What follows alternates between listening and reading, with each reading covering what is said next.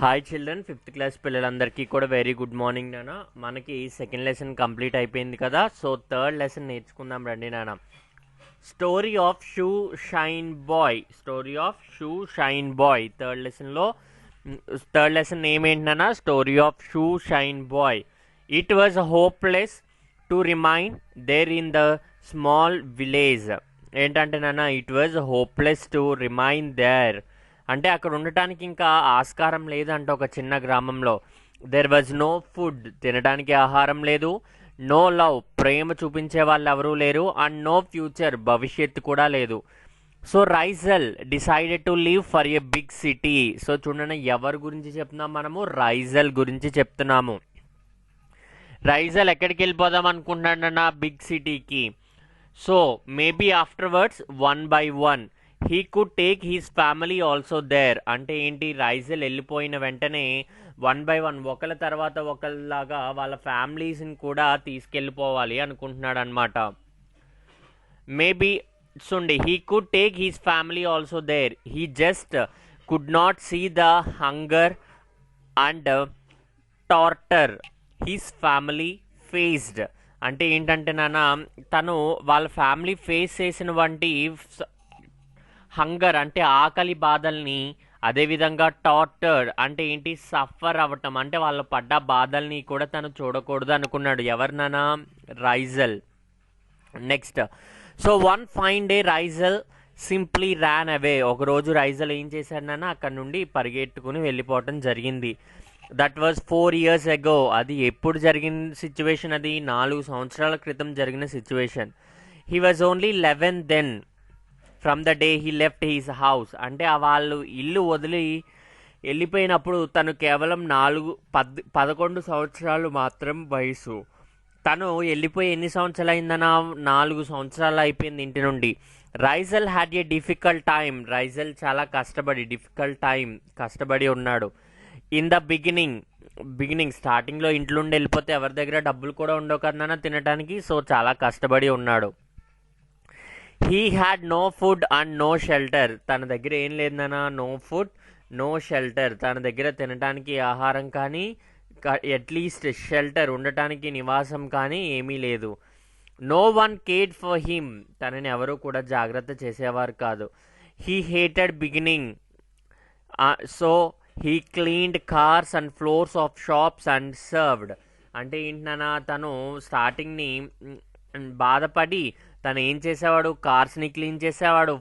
Floors అంటే అరుగుల్ని, గచ్చులు క్లీన్ చేసేవాడు. అండ్ సర్వ్డ్, ఎవరు ఏది కావాలంటే దాన్ని సర్వ్ చేసేవాడు నాన్న. సో నెక్స్ట్ పేజ్ టర్న్ చేసుకోండి. Served at food stalls. ఎక్కడైనా ఫుడ్ స్టాల్స్లో. He did whatever he could do honestly for he survival అంటే తన యొక్క మనుగడుకు కోసం. సర్వైవల్ అంటే ఏంటన్నా? లివింగ్. తన యొక్క జీవనాధారం కోసం తను నిజాయితీగా ఏది చేయగలడో అన్నీ కూడా చేశాడంట. He slept outside the railway station. తను ఎక్కడ పడుకునేవాడునా? రైల్వే స్టేషన్ బయట పడుకునేవాడు. And made friends with orphan boys. అంటే ఏంటన్నా? ఆర్ఫన్ బాయ్స్ అంటే ఏంటన్నా? ఎవరు లేని వాళ్ళు, తల్లిదండ్రులు లేని వారు, అనాథల్ని ఏమంటాము అంటే ఆర్ఫన్ బాయ్స్ అంటాం నాన్న. అండ్ స్ట్రీట్ డాగ్స్ అంటే ఏంటి? అక్కడ ఉన్న కుక్కలతోటి, అక్కడ ఉన్న ఆర్ఫన్ బాయ్స్ తోటి ఫ్రెండ్షిప్ చేసేవాడు. ఎవరినన్నా? రైజల్.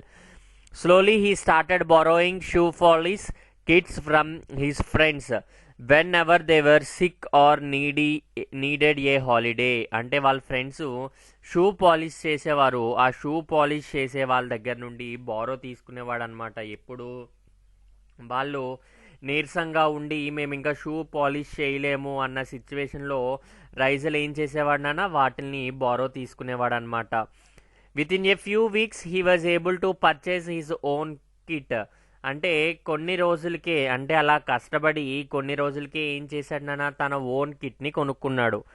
He started travelling in trains getting paid by the passengers to get their shoe polished. అంటే ఏంటన్నా? పాసెంజర్స్ అంటే ట్రైన్లో వెళ్తూ ఆ ట్రైన్లో ఉన్న పాసెంజర్స్ని షూ పాలిష్ చేసుకుని వాళ్ళు ఇచ్చే డబ్బులతోటి అలా వెళ్ళేవాడు అనమాట ట్రైన్స్లో. You must search the empty compartment for the leftover things. His friends advised him, sometimes if you are lucky, you will get a bedsheet or A food bag. అంటే ఏంటన్నా వాళ్ళ ఫ్రెండ్స్ ఏమని చెప్పారనమాట, you must search the empty compartments. అంటే ట్రైన్స్లో, అంటే trains ఆగిపోయిన తర్వాత empty compartments check చేసుకోమన్నారు నాన్న ఫర్ లెఫ్ట్ థింగ్స్. అంటే ఏంటి, వదిలేసిన థింగ్స్ ఉంటాయి కదా నాన్న, వాటి కోసం అని చెప్పి ఏం చేయమన్నారు, ఎంటీ కంపార్ట్మెంట్స్. కొంతమంది పొరపాటున ట్రైన్లో వస్తువులు అయ్యి మర్చిపోతూ ఉంటారు కదా, వాళ్ళ ఫ్రెండ్స్ అడ్వైస్ చేశారనమాట. Some times if you are lucky, in case నువ్వు కానీ అదృష్టవంతుడు అయితే, you will get a bedsheet or a food bag. నీకు ఒక్కొక్కసారి బెడ్షీట్ కానీ ఆహారం కానీ దొరకొచ్చు అని చెప్పారు వాళ్ళ friends. The group decides which pair or trio would go on an inspection of each empty train. Usually they found nothing except empty plastic bottles or disposable glasses, but sometimes if they were lucky they would come across some food items or a forgotten bag. ఏంటి అంటే నాన్న, అక్కడ వాళ్ళు ఇద్దరిద్దరు చప్పున, లేదు అంటే ముగ్గురు చప్పున ఎంటీ ట్రైన్స్లోకి వెళ్ళేవారు.